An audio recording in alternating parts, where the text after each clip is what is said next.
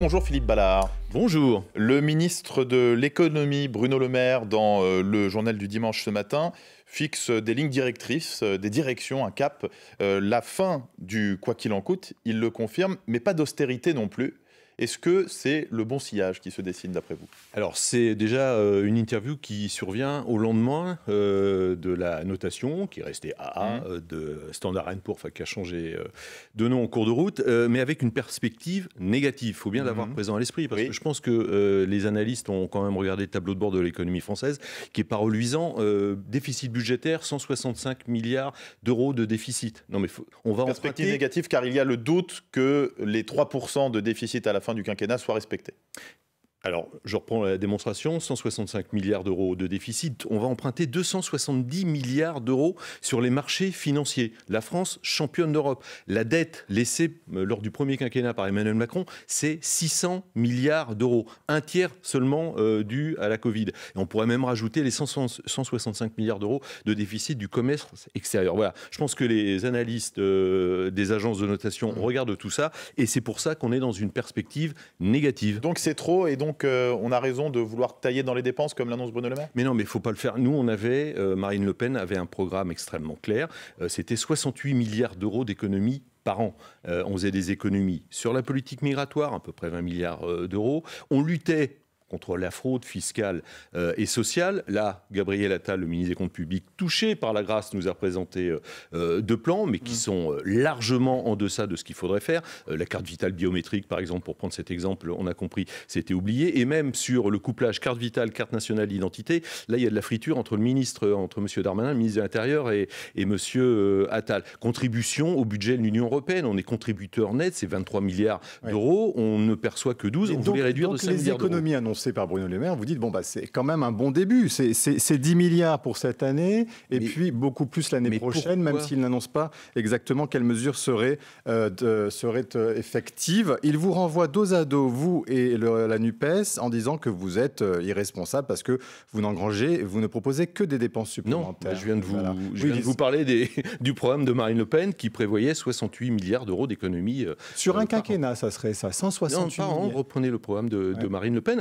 Encore une fois, sur la politique migratoire, sur notre contribution au budget de l'Union européenne, sur la fraude sans sacrifice fiscale, pour les Français. Mais là, il n'y a pas de sacrifice, c'est de l'argent c'est sacrifice, oui, pour la politique migratoire, oui, pour ceux qui veulent rentrer en France, parce qu'ils considèrent que c'est open bar. Non, ça sera avec nous, ça sera pas. Vous avez vu qu'il y avait des études de l'OCDE, notamment sur l'immigration, en 2021, disant qu'elle rapporte plus qu'elle ne coûte à l'État. Il y en a beaucoup d'autres qui prouvent juste l'inverse, parce que hormis l'aspect monétaire, si l'on peut dire, il y a l'aspect sécuritaire aussi qu'il faut prendre en compte. Vous savez, il y a 25% d'étrangers dans les prisons françaises, et un détenu coûte plus de 110 euros par jour. La notation de Standard & Poor's, Bruno Le Maire explique que la réforme des retraites qui est passée, et il reste encore quelques passes d'armes la semaine prochaine à l'Assemblée, mais prouve bien la capacité de la France à réformer. Il s'en félicite. Il y a ce projet, a priori, d'article 40, employé par la présidente de l'Assemblée nationale, Yaël Braun-Pivet, en début de semaine prochaine, ce qui fait qu'il n'y aurait pas de vote sur ce projet d'amendement pour abroger la réforme. Est-ce que c'est une bonne chose, d'après vous, que les députés ne puissent pas s'exprimer?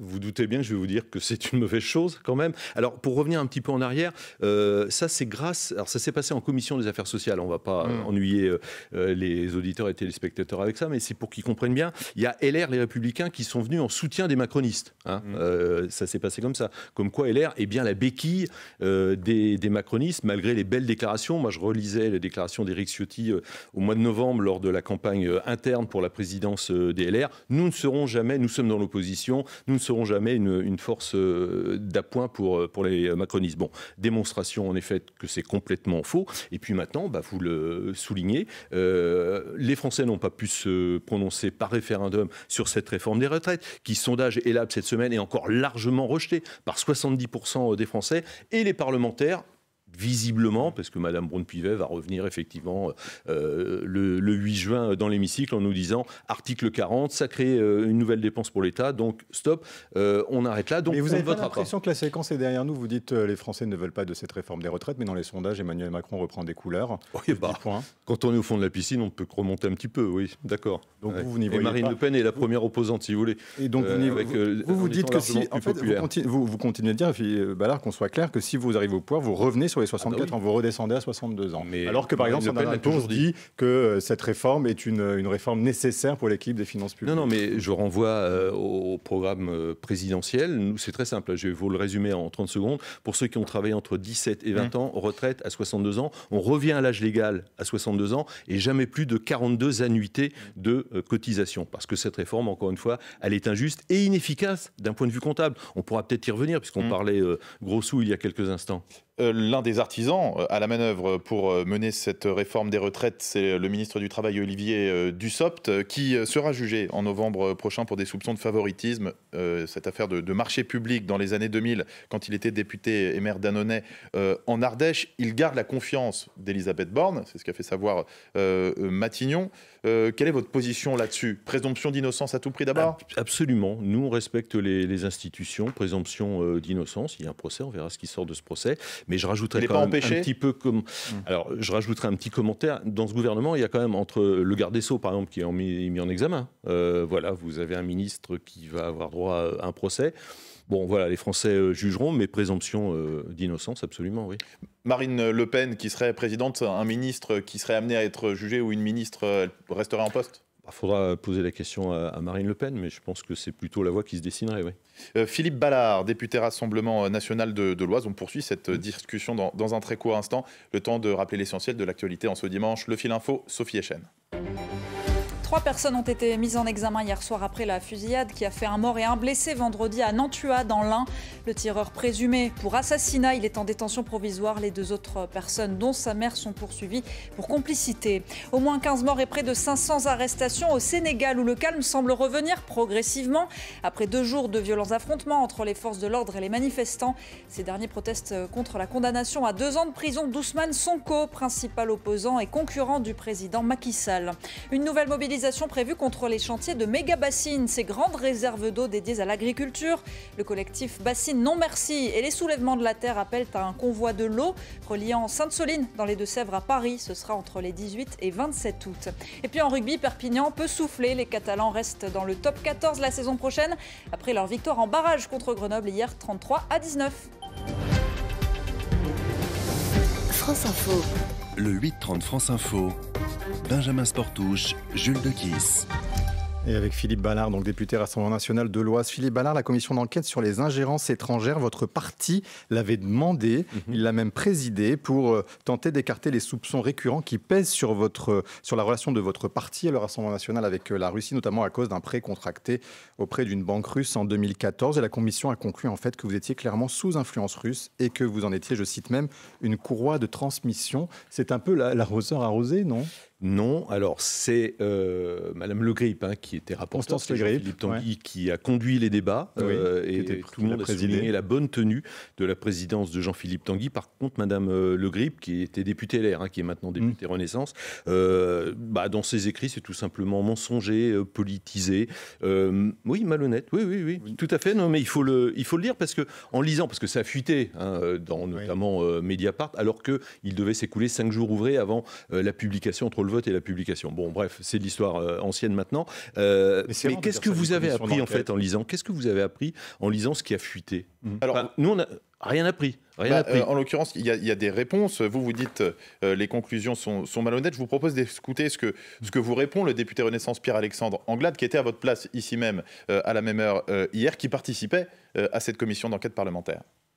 C'est le Rassemblement national qui demande une commission d'enquête, qui décide de la présider et qui, une fois que les conclusions ne lui conviennent pas, décide de la dédire. Mais ce n'est pas le Rassemblement national qui décide de ce que celles et ceux qui ont été auditionnés disent devant cette commission d'enquête. Pendant près de 6 mois, c'est plus d'une quarantaine d'auditions qui ont été menées avec des responsables du renseignement, avec des experts, avec des responsables politiques. Et tout cela conclut à ce que, il y ait un lien de relation entre le Rassemblement national et le pouvoir de Vladimir Poutine. Voilà ce que vous répondent les députés qui ont participé. Il y a des faits. Il y a du travail, il y a des faits. Ouais, alors, il parle des experts. Moi, je vais très rapidement, je vais vous citer 3 experts. La DGSI qui dit il n'y a aucun parti en France qui est sous la coupe d'un parti étranger. Tracfin, aucun virement n'a été repéré d'un pays étranger. Donc, par la Russie vers la France et donc vers un parti politique. Le PNF, c'est le parquet national financier. Sur 708 dossiers, un seul concerne la Russie. Il n'y a pas de lien avec le Rassemblement national. Et il y a tout ce ça, c'est concret. Après le reste, oui, il y a du concret en face aussi. Vous me demandiez qu'est-ce que on a appris. Voilà ce que disent ces députés qui ont mené ce travail.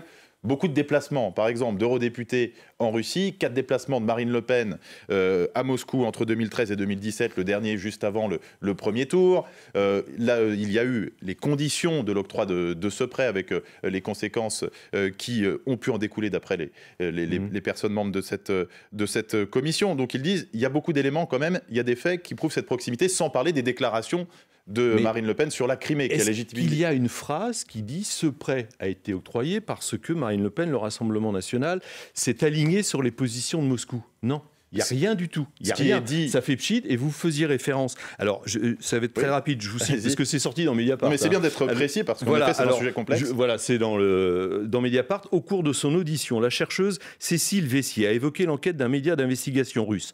Celle-ci démontrerait que des communicants politiques proches du pouvoir russe exerçaient une influence sur les députés des parlements de plusieurs pays de l'Union européenne pour qu'ils reconnaissent leur attachement de la Crimée et promeuvent la levée des sanctions. Les élus proposant des résolutions pro-russes se verraient verser des dizaines de milliers d'euros avec une rémunération supplémentaire en cas d'adoption de ces résolutions. L'enquête ne mentionne pas la France. Voilà. Mais quand ça fait pchit. Non, mais comme aurait dit un ancien président de la République, tout ça, ça fait pchit, il va y avoir un effet boomerang, parce que ce qui est bien quand même avec cette commission d'enquête parlementaire, c'est que là, maintenant, on a des pièces.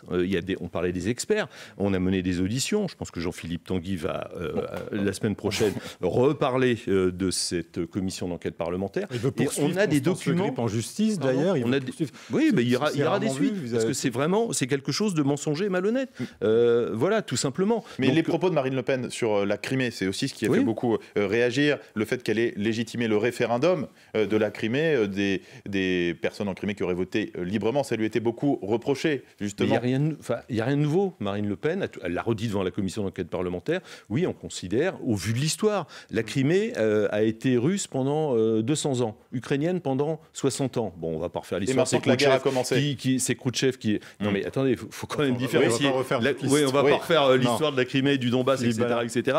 Mais voilà, on a toujours eu cette position. C'est pas pour ça qu'on a eu...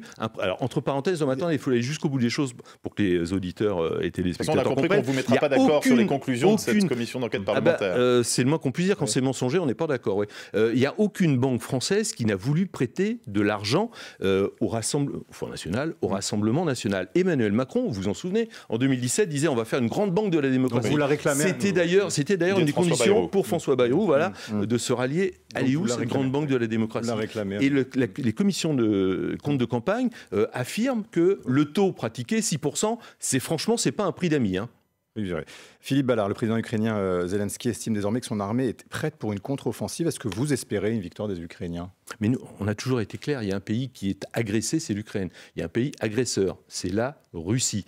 Voilà, ce qui serait bien, c'est quand même que Emmanuel Macron, pendant 6 mois, a présidé l'Union européenne. Il aurait pu organiser une grande conférence de paix à Paris ou dans une autre ville française, pour commencer à faire en sorte qu'on sorte de ce conflit. Parce que il y a la guerre. Que c'est possible une conférence de paix aujourd'hui, ça permettrait d'aboutir à la paix. Qui tente rien n'a rien. Enfin, je veux dire, au point où on en est. Enfin, attendez, il y a la guerre en Europe avec une puissance. L'année dernière à parler à Vladimir Poutine. Il y a le nucléaire au bout des doigts. Ça lui a été reproché à Emmanuel Macron de continuer à parler au président Poutine. Qu'est-ce qu'on va faire? Alors, on va délocaliser la Russie dans le Pacifique Sud. La Russie, elle est là. Vladimir Poutine n'est pas éternel.